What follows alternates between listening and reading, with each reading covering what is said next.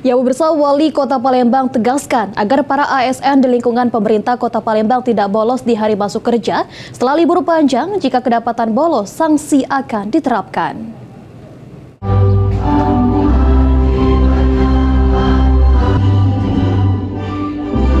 Momen libur panjang Hari Raya Idul Adha serta cuti bersama dimanfaatkan sejumlah warga dan tidak terkecuali ASN di Palembang untuk berlibur keluar kota.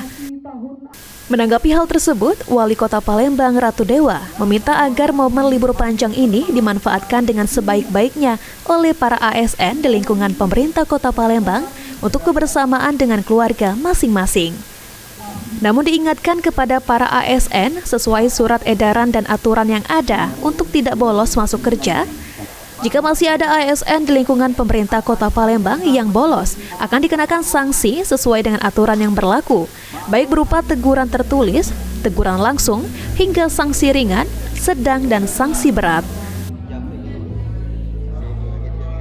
Jangan lupa bahwa di saat kita harus masuklah kerja sesuai dengan edaran, aturan yang ada. Jangan sampai bolos lagi, karena durasi waktu ini sudah cukup panjang. Ya, kalau masih juga, saya kira kita punya juga rujukan, ada teguran lisan yang bersifat teguran tertulis juga. Terus sanksinya tentunya sanksi ringan, sedang, dan berat.